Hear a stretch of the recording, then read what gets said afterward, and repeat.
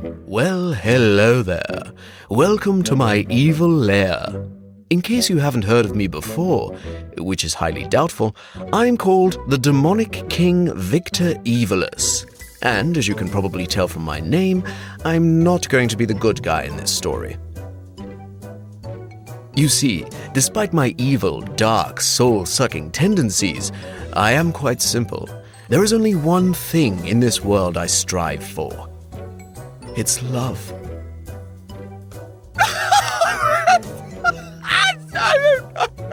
I'm just kidding. Oh, I cracked myself up. It's evil.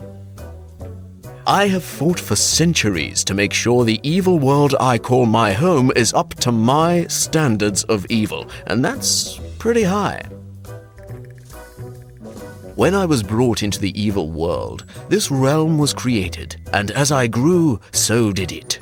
My entire life I spent nurturing it, adding only what needed to be added and removing any useless pests.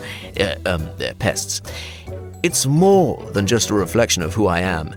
This place is me, and I am devoted to keeping it that way. But alas, I've lived for centuries, you know. I've been through it all, taken everything I've needed, enslaved the perfect creatures for the perfect tasks, destroyed competitors, suppliers, family members, blah, blah, blah, I've done it all. So, what is a diabolical entity to do once they've made their world as perfect as can be? Well, my malevolent challenged friends, one must expand. But how does one do that? Well, one must... Okay, you know what? That's enough of that. I searched everywhere, under the realms of hell and beyond. You'd be surprised at how many evil worlds there are out there, but they're all too occupied in their own politics to see beyond their own misgivings. There is such a thing as perfect tyranny. It's kind of like sugar, spice, and everything nice, but it's more like blood, sweat, and everything to do with death. Anyway, I'm getting carried away, so I searched everywhere, had a few uncomfortable encounters. The worst was all the small talk, but I wasn't getting anywhere for decades. It wasn't until I ran into Amali, the evil queen of Mavos, that I got some information.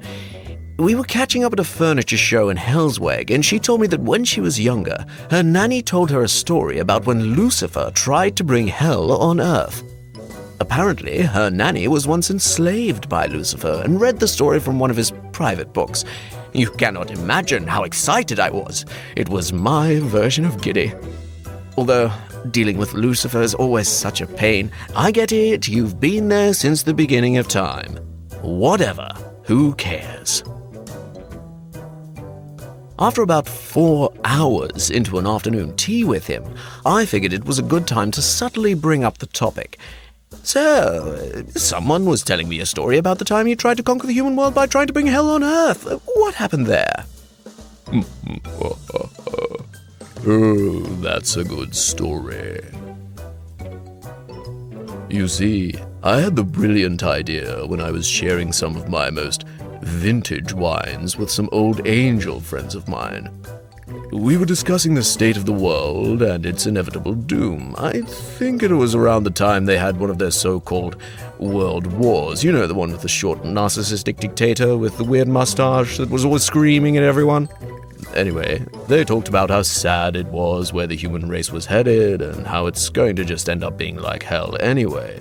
So I got the idea that if it was headed that way anyway, who better to rule it than the Prince of Darkness himself? I mean, I have been around since the beginning of time. The thing about the human world is that every one of our worlds is connected to it. Sure, we can easily travel to different worlds, but we are also able to close ours off, like Timura. Who the hell even knows anymore if anything's still alive in there? But the human world, it's the core of every world that exists. Every world has some kind of portal to it. That's how we're able to travel to and from there, even if we don't use the actual portal. The only problem is, it's invisible until the key is found and activated. And to find the key, you have to go to the human world, and first find the map to the key. Only then you can find the key, which will lead you to the portal. It would really be quite a hassle now. It was only much easier back then because everything was either destroyed or getting destroyed, so it was easy for me to rummage through all the broken buildings. And, well, Did you find it? Yes, I did. I almost succeeded too. I was literally at the portal when... Oh, hi dear. I would love some scones. Do you have those little ones with the red jelly on top that's lightly sprinkled with powdered sugar? Those are absolutely delightful. Victor, would you like some? No, I'm fine, thanks. Oh, come on. You would love them. I'm good, thanks. No, I won't take no for an answer. Get him a few too. I'm sure he'll want to take some home after he's had a taste of it. Now, where was I? Oh, yes, right. I had finally found the key when someone intervened. I don't remember his name, you know how heroes come and go. He caught on to my plan around the time I was searching for the map, and had been following me for quite some time. He thought he could pull a fast one on me, but I caught him and brought him here to witness my extravagant entrance to the human world. Of course, I proudly presented my plan to him. I mean, it was quite inspiring.